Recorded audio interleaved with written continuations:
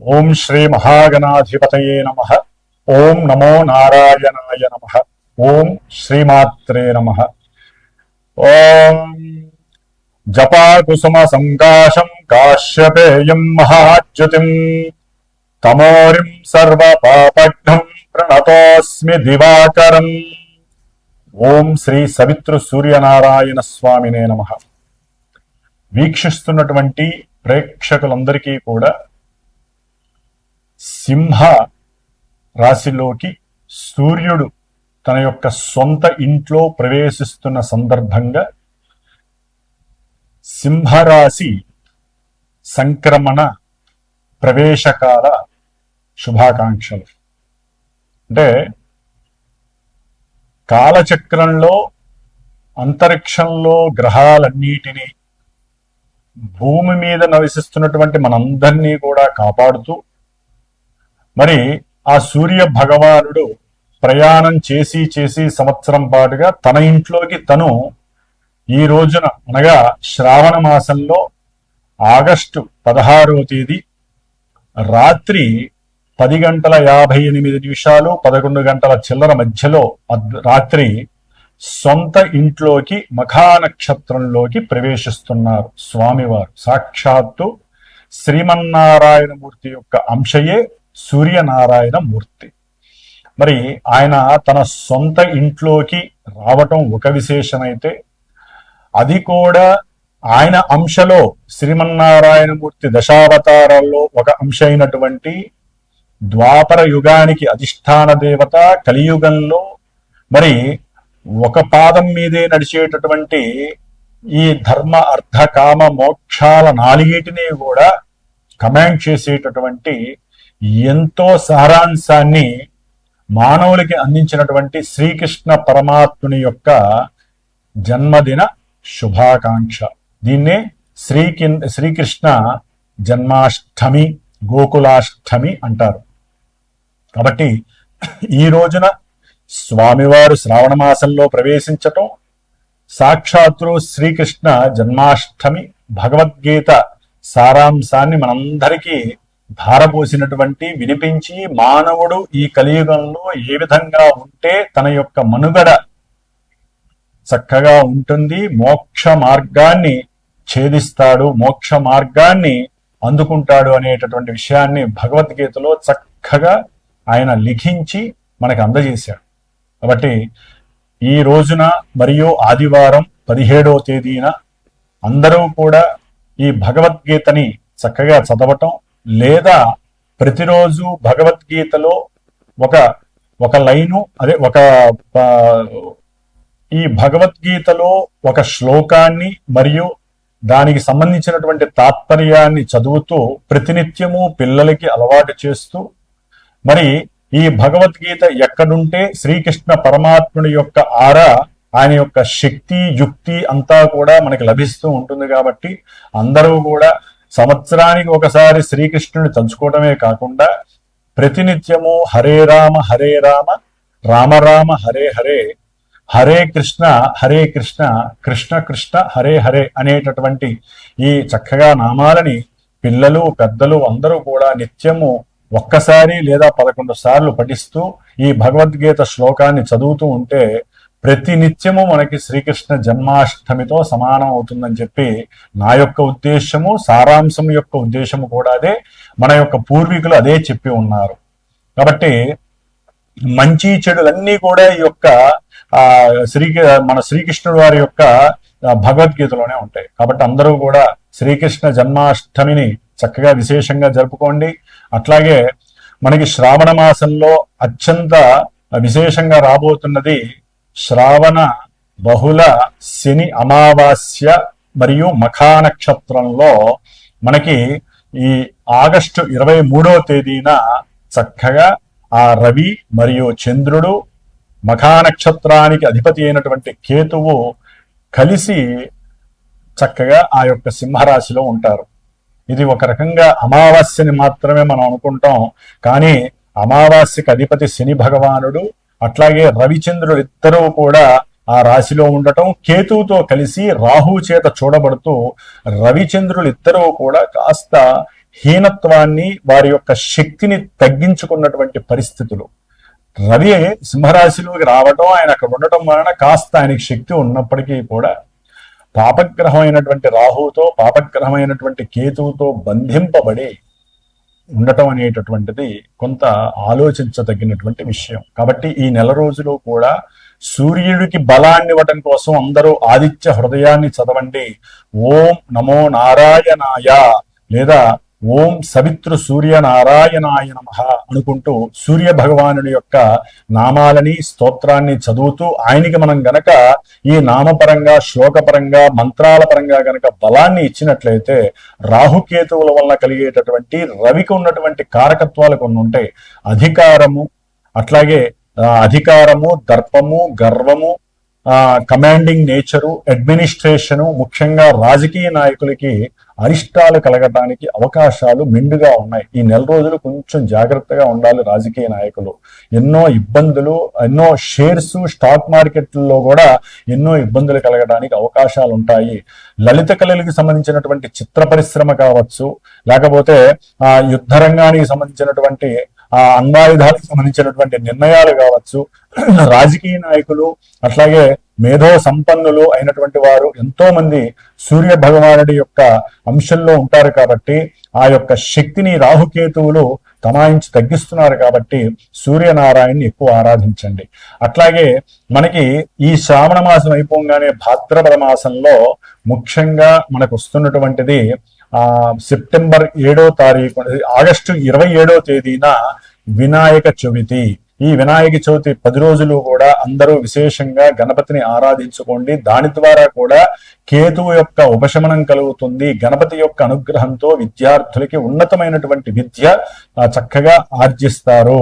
అట్లాగే మనకి మళ్ళా అన్నిటికన్నా ముఖ్యమైనటువంటిది, మనకి సంవత్సరంలో ఒకసారైనా 2 సార్లైనా ఏదో ఒక గ్రహణాలు పట్టి పీడిస్తూ ఉంటాయి.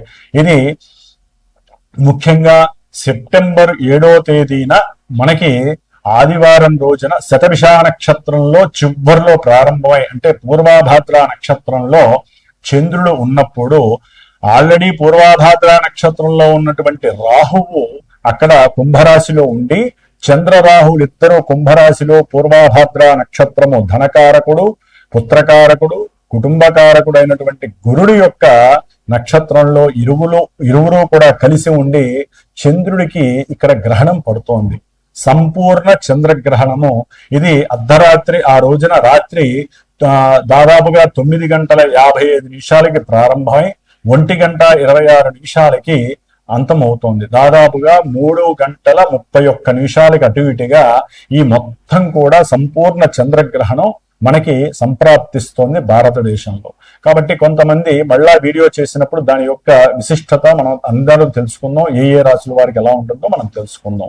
ముఖ్యంగా ఇప్పుడు వచ్చేటటువంటి శ్రావణ బహుళ అమావాస్యకి శనిగ్రహ పాశుపత రుద్రహోమాన్ని మనకి ఈ శ్రీమాతా జ్యోతిషాలయ పీఠంలో చక్కగా నాచే నిర్వహించబడుతోంది.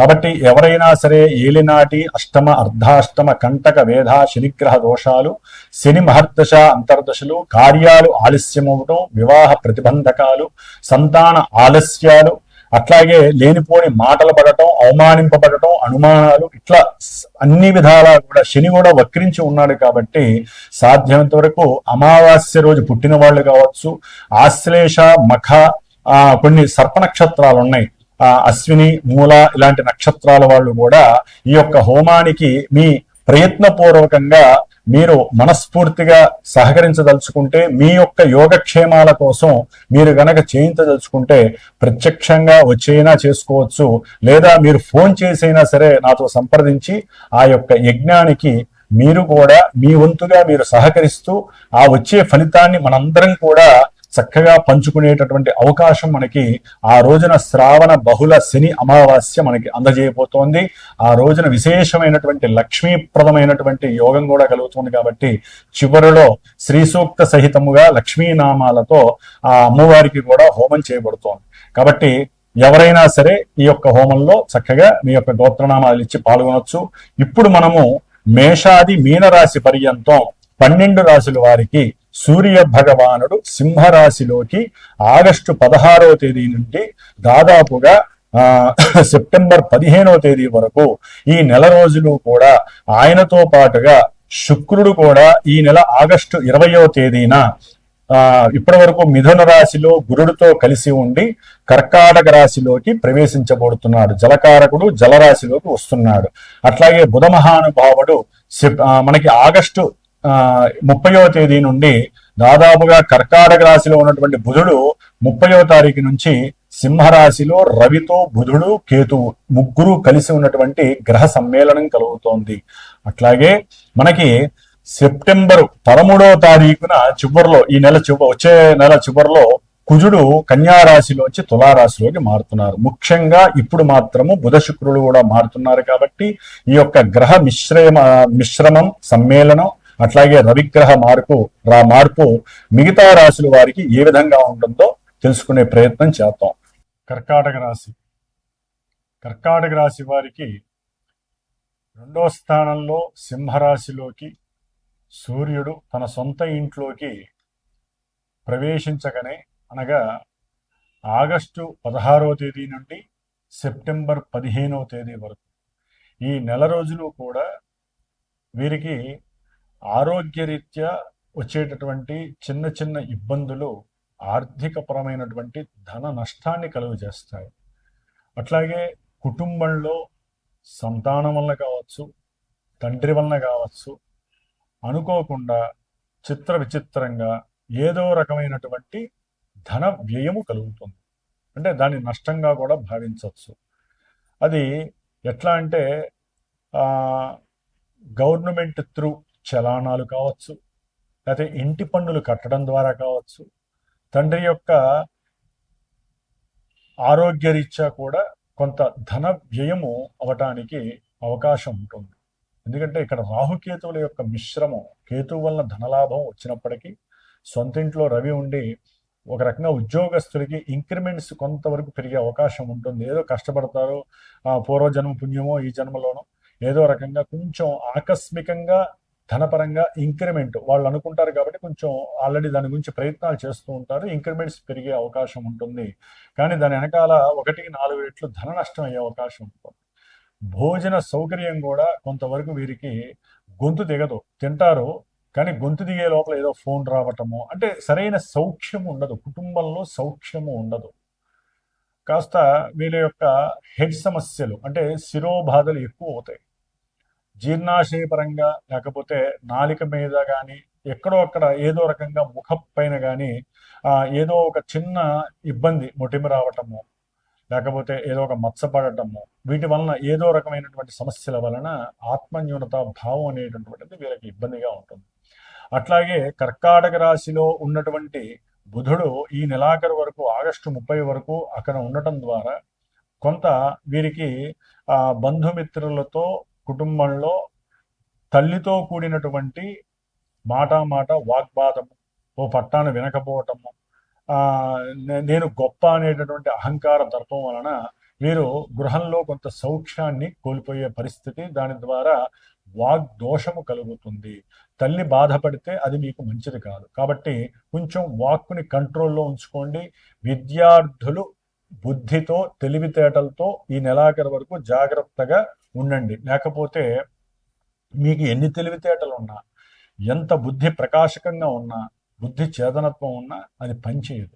కాబట్టి కొంచెం గణపతి ఆరాధన చేసుకోవటం ద్వారా తెల్ల జిల్లేడుతో లేకపోతే తెల్ల జిల్లేడు గణపతిని తెచ్చుకుని పూజ చేసుకోవటం, లేకపోతే తెల్ల జిల్లేడు పుష్పాలతో స్వామివారు గణపతిని ఆరాధించటం, గరికతో ఆరాధించటం, ఆ అష్టోత్తరాన్ని చదువుకోవటం, ఏదో ఒకటి ఇలా చేసుకోవటం ద్వారా కొంత మీకు బాగుంటుంది.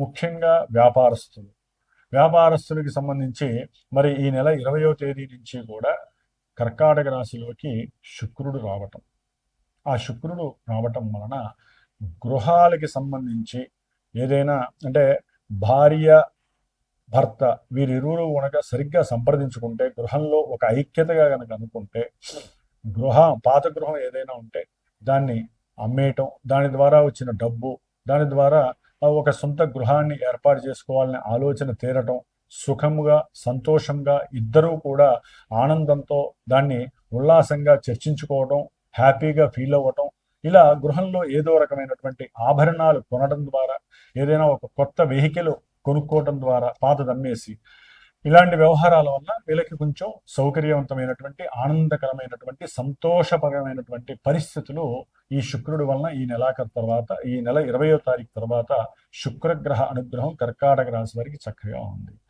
అట్లాగే కుజుడు 3వ స్థానంలో ఉండటం వల్ల అఖండమైనటువంటి ధైర్యము, సాహసము, పరాక్రమం చేత సంతానపరమైనటువంటి అనుకూలతలు కలుగుతాయి, సంతాన భాగ్యము కలుగుతుంది, ఉద్యోగ వ్యాపార విషయాలలో క్రయ విక్రయాదులు బాగుంటాయి. అట్లాగే అన్నదమ్ములతో కూడా సహాయ సహకారాలు నిండుగా ఉంటాయి. వారితో కలిపి చేసేటటువంటి ఏ రకమైనటువంటి వృత్తిలోనైనా సరే కొంత అనుకూలతలు కనిపిస్తాయి. సరే, లోపల ఏదున్నా కూడా కాస్త అవన్నీ కూడా బయటికి రాకుండా సెప్టెంబర్ 13 వరకు ఉన్నంతలో వాళ్ళు అనుకూలమైనటువంటి పరిస్థితులు వీళ్ళకి కలుగుతున్నాయి.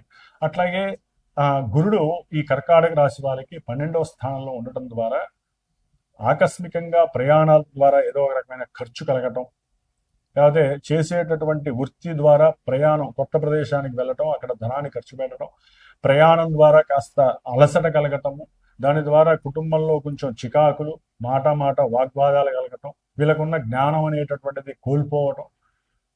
అట్లాగే ఏదైనా కొత్తగా దేవాలయం నిర్మిస్తున్న చారిటబుల్ టెస్టులకు కానీ కొంచెం ధన సహకారాన్ని, వీళ్ళు ధనాన్ని పోగొట్టుకోవడం అంటే ధన సహకారం చేయటమే ధనాన్ని పెట్టడం, ధనాన్ని కోల్పోవడం అంటారు. కాబట్టి ఈ విధంగా కూడా కొంత ఆర్థికపరమైనటువంటి నష్టము కలగడానికి అవకాశం ఉంది, ఇటు రవికేతువుల వలన అటు గురుడు వలన. కానీ ఇది కర్మ ఫలితం కాకుండా కర్మని పరిపక్వత చేయడానికి ఇది చాలా ఉపయోగపడుతుంది.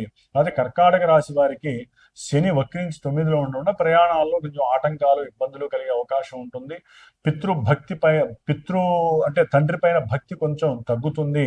అట్లాగే కొంత అవమానాలు చేసే అవకాశాలు ఉంటాయి ఇళ్లలో. తండ్రిని అట్లా చేయటం అనవసరం.